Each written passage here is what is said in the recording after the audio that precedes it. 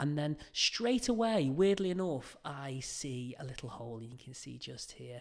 And my main concern here is this a perforation. It's probably not a perforation that I've caused because I haven't drilled enough. Maybe this is a perforation from the referring dentist. So hello, welcome to this Friday's clinical case. We've got a nice one for you today, as always. But before we get into the clinical case, what I would say is that, you know, around 50% of the people who watch these videos are not subscribers. If I could just ask you to do one thing before we get on with the video, and that's just to hit the subscribe button. It's a really, really easy and free way to support the channel. And if you want to bring that support even further, we've got a membership program with YouTube.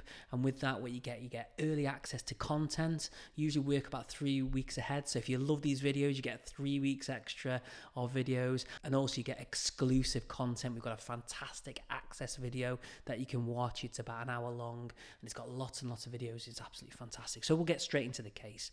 So this is a case of an upper right 6. This is an external referral, and this is referred to me by a dentist just up the road, and they'd suggested that they'd done a root canal in this tooth about 2 years ago and they couldn't find the MB canal.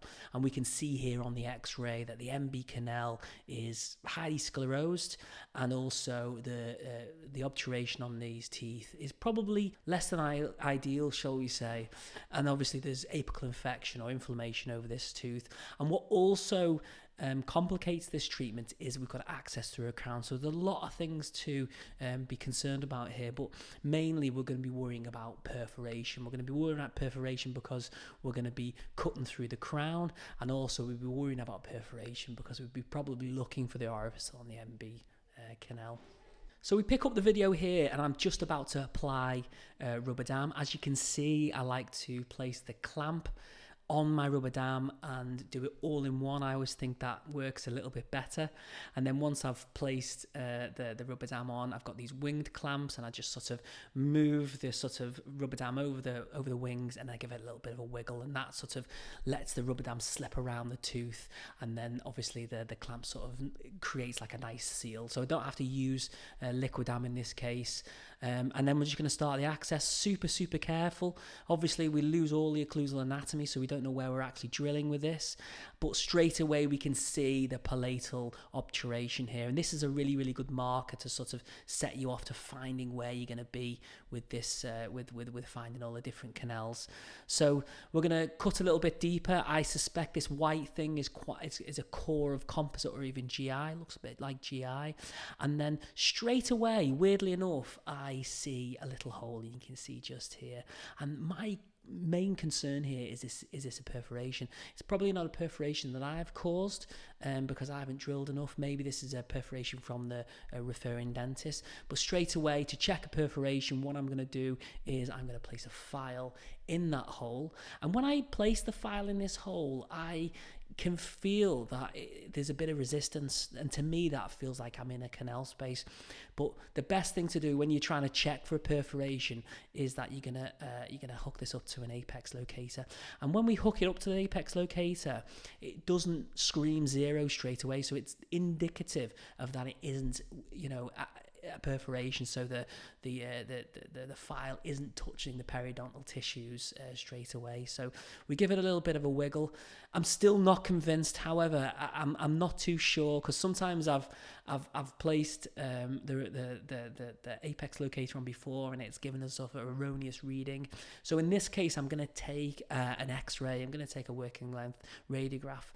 And when we look at that radiograph, we can see that the file is within the MB canal, and also it's nearly to length. So, you know, we've just killed 2 birds with 1 stone here. We've found the MB straight away because we were worried about the sclerosis, and also we were concerned about, you know, if we were going to get to the end. So this is a really good start to the treatment. What I did forget to do, though, is I forgot to record how long the file was in this MB canal. So I'm just going to place the file back in, and I'm just going to feel for that resistance, the same resistance as I felt before. It's not perfect, but it gives me kind of a roundabout area of how long this canal is. So it's around 19 millimeters. Now we know that isn't the working length, but it's a good start. And actually, what I'm not going to do is I'm not going to shape and look around for that MB canal. I'm going to move over to removing some of the obturation material, because what I want is I want the all of the canals bathing in irrigant for as long as possible. So we've managed to get down the MB canal. So in effect, we've got a little bit of irrigant down there. So we look at the palatal and we can see that maybe there's a little bit of sort of restorative material in the way. So I'm just going to use my diamond tipped ultrasonics here just to sort of open up the canal orifices a little bit. And what you can see, as soon as I activate this, a little bit of the restorative material sort of flicks away. You'll notice sometimes when you're trying to remove GP, even the smallest little overhang can stop the GP being pulled out all in one, and that is essentially, that's our goal, is to remove all of the GP. We don't want to sort of churn up the GP because it's just really, really difficult to remove it in tiny little pieces. And we're going to do our twist and pull. So I'm going to get a size 25 hand file here. I'm going to try and screw it into the palatal canal, and we give it a little bit of a push, and we've got no luck here. So what I am going to do now is I'm going to try and lift away some of the GP from the walls, and I'm going to use a DG16 endodontic probe.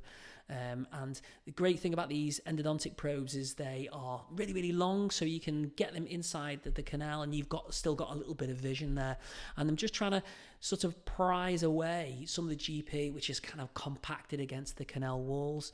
And then we'll notice now I've prized away a bit of the GP. I can screw this size 25 headstrong file a little bit further. We do a little bit of twisting, a little bit of pulling, and we can see here straight away we've pulled out the full cone in the palatal canal. And this is really, really great. We're kind of like 20 minutes into the appointment, and we've managed to remove the full GP from one of the canal spaces. We're then going to try and remove some of the GP from the DB cone. Again, I'm going to try this time using a size 20 headstrong file, and we do a little bit of twisting, a little bit of pulling.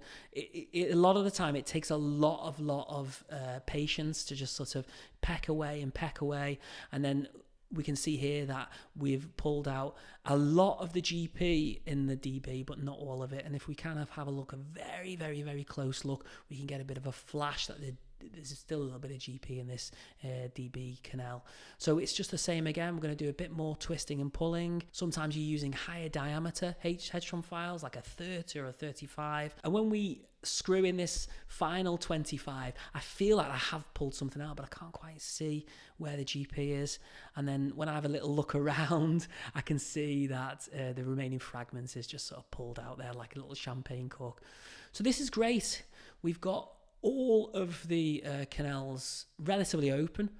We just need to check patency now, and we're going to start shaping some of the canals, and we're going to start with the working length in the palatal. And what we've got to be careful here is that we've got a metal crown on this tooth. So usually what I like to do is we like to fill the cavity space up with irrigants, but in this case, if we do that, this is going to give us an erroneous reading with our apex locator. So the irrigant is going to have to sort of lie within the canal space, the palatal canal, just as we're taking our working length. And also, what we don't want to do is we don't want to touch the ham file on the sides of this crown. So you just got to be really, really, really careful, and very, very careful in and out motions. And then when we do our working length check of the palatal, it's found to be 20 millimeters. So we're really now pushing on with the treatment of this. First thing I'm going to do is I'm going to use a glide path file. I'm using a 1403 tooth saver file. I notice with this straight away there's no resistance. This goes to working length really, really, really nice and easy. So we know that the canal space is relatively wide, but we still get a tiny bit of resistance, so it's good to have that kind of glide path file in there.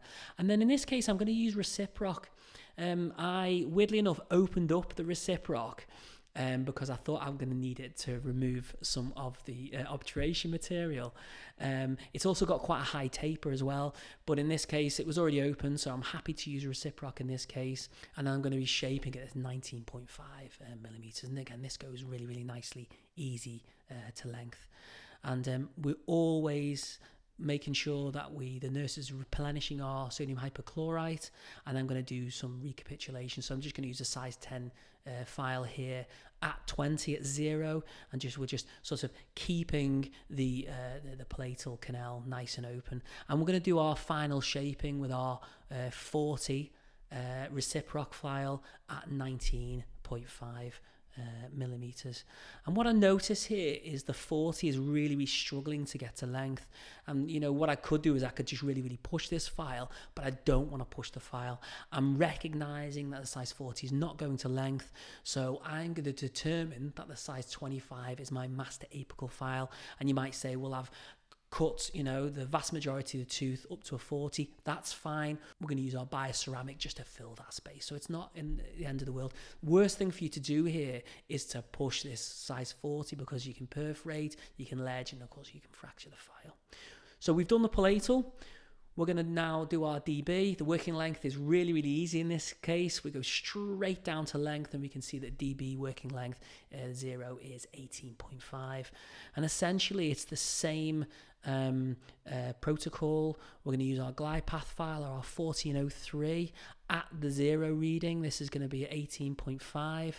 I like to have this on a 300 RPM and a really low torque, about 1, because if it's not going really nicely to length, very easy, then you shouldn't be using the glide path file.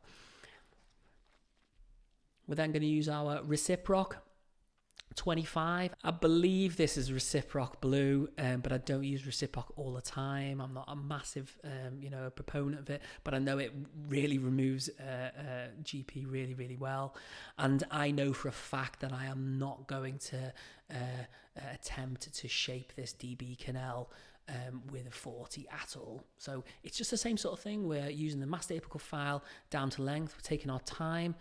And we're doing lots of recapitulation. You'll notice here that there's a lot of repeated recapitulation and reciprocation filing, and I feel like Reciproc doesn't have that kind of cutting efficiency that HyFlex does, which of course is the file I use mostly. We're now ready to negotiate down the MB. I knew that down the MB canal I got to about 19, and I was getting stuck. So straight away what I'm going to do is I'm going to get a size 8D finder. I am going to get the measurement about 20. And the reason why we do this is because I know we've got as far as we can get at 19, and then as I'm sort of kind of negotiate down this canal, if my stopper is starting to touch my kind of reproducible point, well, I know I'm getting further than I was. It's a nice easy way of knowing if you're sort of negotiating nicely. The only problem with these D-finders, of course, is that when you place a small bend at the end, as we're doing here, the rubber stopper is symmetrical, so you don't know where the bend is. So what I like to do is I just like to nip off one of the apexes of the triangles of the rubber stopper in line with where I have made my small bend at the end. And of course, if you watch a lot of my videos, this small bend is used to sort of negotiate really tight spaces. And I'm going to kind of aim the bend towards the curve, and a lot of the time in the MB canal, the curve reaches distally. So what I do is I see where the stopper's been cut. I'm just going to orientate where the bend is, sort of within where the X-ray shows where the sort of curvature of the root canal is, and it's just really gentle watch winding motions, 90 to 30 degrees, back and two, back and two, back and two. You don't want to push this, of course, because you don't want to fracture a file. And you notice here that I am kind of reaching ever so slightly, but I'm not getting sort of a really nice negotiation. So what I'm going to do is I'm going to try and reduce some of the friction that's found on these files, which is likely the reason why we're not negotiating. So I'm going to get a glide path file, and I'm going to measure this at 18.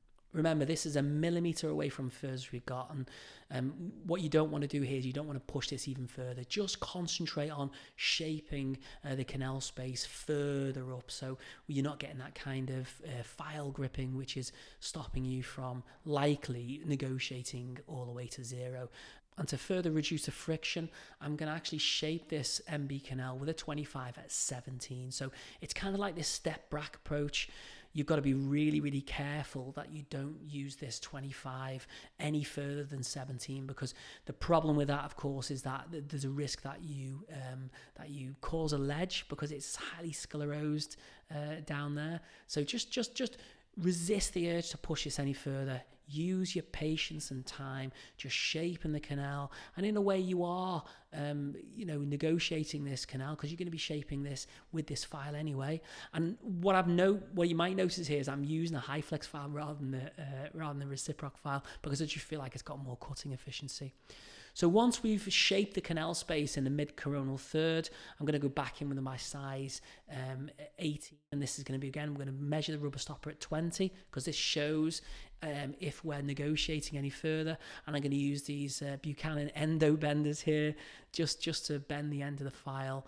And then as we place the file into the canal space, this sort of file gripping effect, which has been removed by our shaping, is now gone, and this hand file now is reaching past the furthest point reached at 20 millimeters.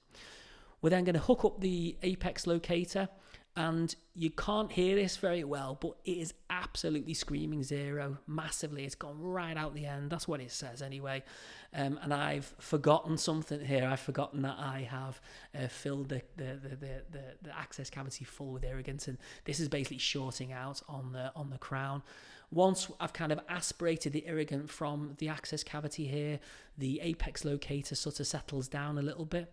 And what I'm going to do, of course, like I always do, I'm going to push out the file into the apex and then bring it backwards, and that's going to be our zero reading. And it can see here now that the zero reading is about 19.5. And now we've got the zero reading, we're going to shape the canal space with a high diameter file with a size 10 hand file at 0. So we're going to be shaping it up to 19.5.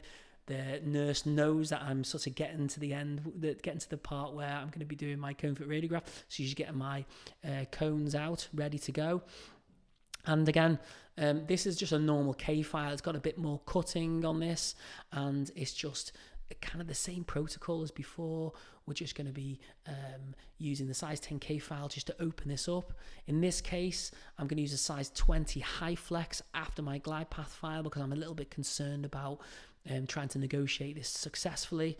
And then we're going to do some final shaping with size 25 HyFlex. And that's essentially all of the main canals shaped and cleaned and ready to go. Now this is going to be bathing in our sodium hypochlorite. We're then ready to look for our MB2 orifice. I'm not entirely sure if there's one or not. I'm looking right down with my microscope, and I can maybe see some kind of little orifice here, but it's not obvious and clear. So I'm going to use these Endo Success diamond tipped ultrasonic burrs, and I'm just going to remove the dentinal shelf around where the MB2 orifice might be. And I've got to be really, really careful because we've got risk of perforation. And we're going to do a lot of irrigation and activation, and we have another little look, and maybe there's a suggestion of a canal orifice, but I'm using a size 8D finder here, and I just cannot negotiate. Maybe I'm feeling a bit of a catch here, but it's just not obvious. And obviously when we pull this 8D finder out, you can see here now that it's putting a lot of stress on the tip of this file, and I feel like imminently this is going to break. And at this point you could say to yourself, well, we could take a cone beam CT scan to check. I'm happy that all the signs of the pulp chamber floor are indicating maybe this has not got an MB2. Of course, in our consent process, the patient is warned about this, and at the end we give him a bit of a debriefing and say, if there is an MB2 and it finds that we do find one in the end, we'll just fill it. And I think weighing everything up, I think trying to look for something that might not be there and it's not obvious might cause iatrogenic damage, perforation, file fracture, and it might be best just to stop and just accept that the MB2, if it is there, is non-negotiable. We're then ready to do our cone fit radiograph. I'm going to choose to do the cone fit first in the MB. I'm going to pick up my HyFlex GP cone, and then I'm going to measure this at 19 millimeters. Remember, the working length was, or the 0 was 19.5. And as I push this GP cone down to length in the MB, we'll notice here that it doesn't quite reach our reproducible point. So where I've kind of made a kink in the GP cone, this isn't reaching the MB cusp. So we know that this obturation isn't reaching all the way to the end. So we're going to do a bit of reshaping. Worst thing for you to do here is just to place the GP cone to length and just sort of hope for the best.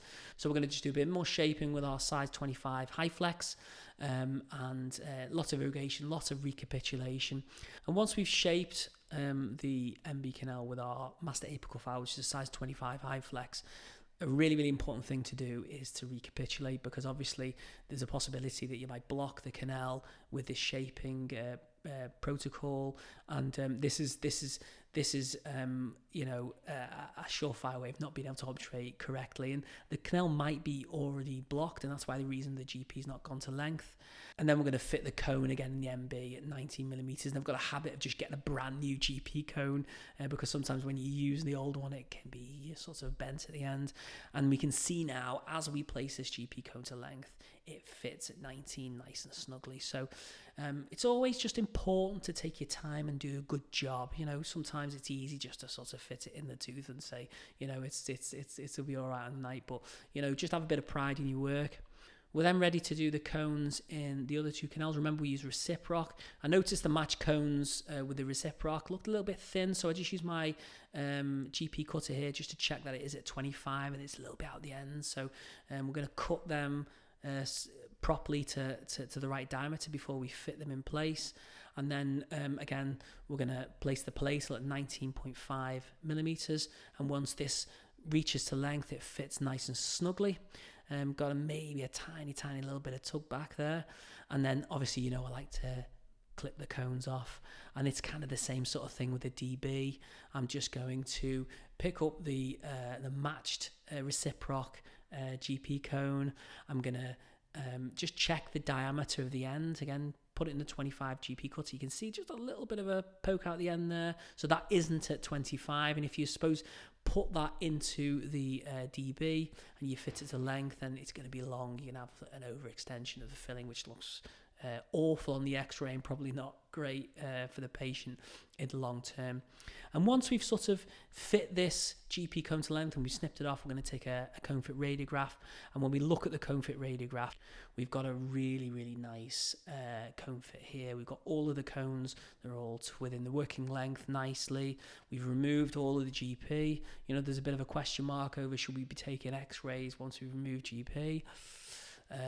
I think if we are happy that we've removed all of the GP, and you can see that it's all been removed and it's an obvious full cone, I'm not too fussed about taking an x-ray to see if I've removed all the GP. However, if I've churned up all of the GP and I'm not really too sure, I'll take one just to see. And sometimes it can be really, really useful to see like kind of fragments that are sort of hanging on the sort of the wall of the canal, and it can be useful to take an x-ray to check if there's any remaining GP. So again, once the nurse is putting this x-ray through, I'm going to fill up my wells with sodium hypochlorite. I've got this GP disinfecting ring, and obviously what this does is it disinfects the GP because it isn't sterile, and it also, they've got like little kind of numbers and little letters on the side of this so we know which GP cone goes where. We're also going to fill this disinfecting ring with our EDTA 17%, and then this in this syringe is the isopropyl alcohol. So we're going to just remove the GP cones. I'm going to place them in the corresponding wells, and these GP cones now are going to be disinfecting really, really nicely. And then we're going to do our final irrigation protocol. The first step is 2% sodium hypochlorite, and we're going to activate this with our ultrasonic activator, and we're going to do that until it runs clear. Once we've done that, we are ready to do our second step, and our second step is essentially 17% EDTA, and then we're going to activate that again. We're going to use this GP disinfecting ring as a kind of area to center our focus and do everything in that kind of area. And then again, same sort of thing. We're going to be activating this the EDTA until it runs clear. We're going to remove the excess from the syringe, and then we're going to use the hypochlorite, which has been disinfecting the GP cones to do our final rinse. And I feel like this is a really efficient and cost-effective way of doing this. Saves you sort of pouring out the sodium hypochlorite into a cup, and it's very, very wasteful. So once we've done everything, we're ready to dry. The nurses just put some paper points right in the center of the dry area of this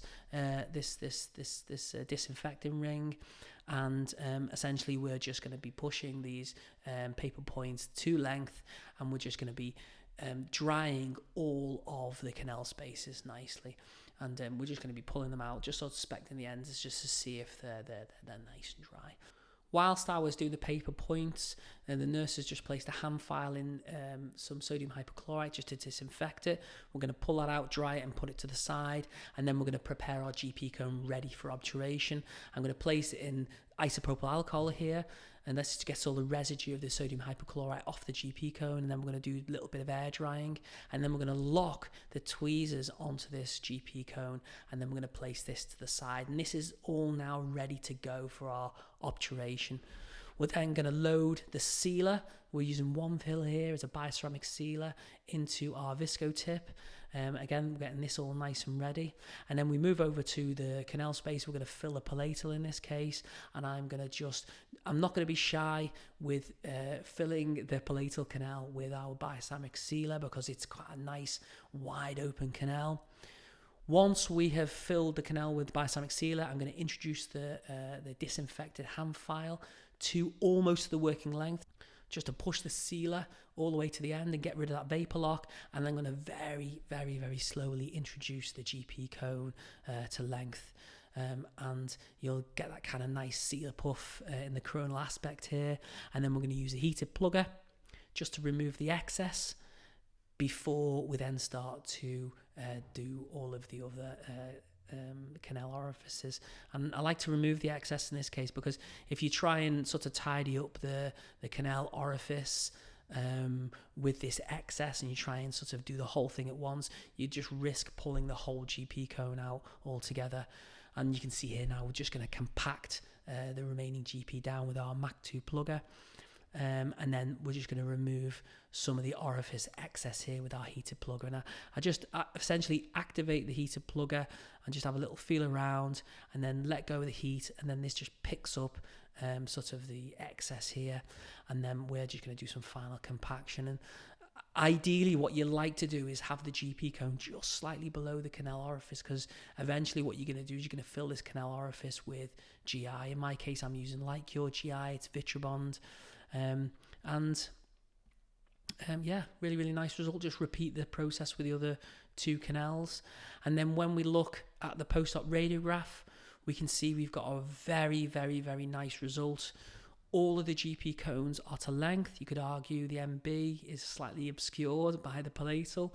And we did take another x-ray, but again, it was still obscured. So, you've got to ask yourself, how often do you take x-rays until you're happy? We've got this kind of nice mushrooming shape over the DB canal. So we know that we've filled the end of this tooth.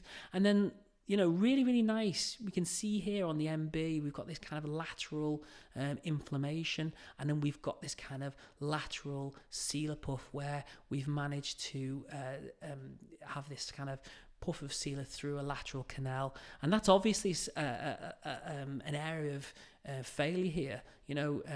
Sometimes even when we fill these lateral canals, we still don't get this sort of resolution, and that's just one of those things. But overall, I'm really, really happy with this result. We've managed to keep the crown, and the patient was super, super happy, and overall, beautiful results as always. What I'd like to say is, if you really like this content, please like and subscribe, really, really important. Again, join the membership program. You've got early access to content, and you've got exclusive content. That access video is an absolute knockout. If you would have done anything different, you've got any criticisms, any questions, please put it in the comments section below in this video. And I will see you next week in the next video. Bye-bye.